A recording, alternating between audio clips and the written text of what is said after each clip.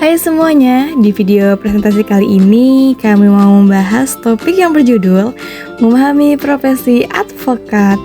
Video ini kami buat untuk memenuhi salah satu tugas pada mata kuliah Sistem Peradilan Pidana Fakultas Hukum Universitas Lambung Mangkurat.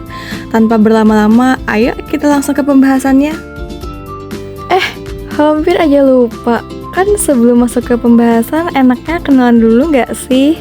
Perkenalkan, nama saya Hairunisa dengan NIM 211-021-122-0035. Halo semuanya, aku Sofia Amelia dengan NIM 2210-2112-20091. Kenalin, saya Amalia Amanda dengan NIM 221-02112-20009. Dalam menjalankan fungsinya, sistem peradilan pidana memiliki komponen-komponen sistem hukum yang saling terkait. Setiap komponen tersebut terbagi lagi atas subsistem-subsistem yang mendukung jalannya fungsi. Bicara mengenai komponen struktural, maka tak akan lepas dari penegakan hukum. Dalam menjalankan proses penegakan hukum, ada profesi yang sangat erat kaitannya dalam hal memberikan bantuan hukum kepada pencari keadilan. Profesi ini dikenal sebagai advokat atau lebih dikenal luas sebagai pengacara. Apa sih advokat itu? Secara general, advokat adalah seorang profesional hukum yang memberikan jasa hukum atau bantuan hukum kepada kliennya. Kemudian, terkait profesi advokat lebih jelas tertuang di dalam Undang-Undang Nomor 18 Tahun 2003, yang mana menyatakan bahwa advokat adalah orang yang berprofesi memberi jasa hukum, baik di dalam maupun di luar pengadilan, yang memenuhi persyaratan berdasarkan ketentuan undang-undang. Profesi advokat di Indonesia diatur dalam Undang-Undang Nomor 18 Tahun 2003 tentang advokat. Undang-undang ini mengatur tentang syarat menjadi advokat, kode etik, dan hak serta kewajiban advokat.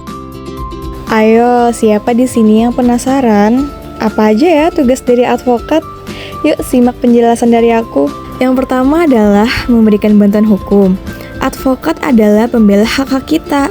Mereka siap memberikan konsultasi, nasihat, dan bantuan hukum baik di dalam maupun di luar pengadilan.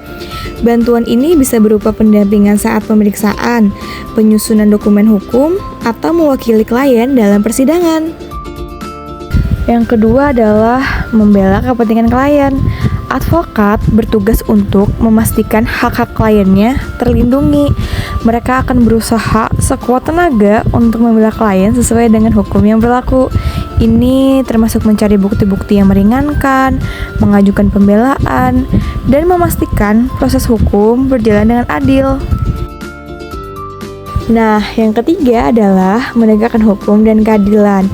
Advokat tidak hanya membela klien, tetapi juga berperan dalam menegakkan hukum dan keadilan. Mereka akan memastikan bahwa setiap orang mendapatkan haknya sesuai dengan undang-undang. Lalu, apa sih fungsi dari advokat di dalam sistem peradilan pidana di Indonesia? Nah, fungsi dari advokat di dalam sistem peradilan pidana di Indonesia ialah yang pertama, untuk pendampingan tersangka atau terdakwa, yang kedua, pembelaan di pengadilan, dan yang ketiga, penegakan hak asasi manusia. Peran advokat bagi sistem peradilan pidana Indonesia ialah yang pertama, untuk menciptakan keadilan, yang kedua, untuk melindungi hak-hak individu, dan yang ketiga, untuk menjaga keseimbangan kekuasaan. Segitu dulu ya presentasinya. Semoga cukup jelas pembahasan dari kelompok kami. Terima kasih ya. Jangan lupa like dan share sebanyak-banyaknya.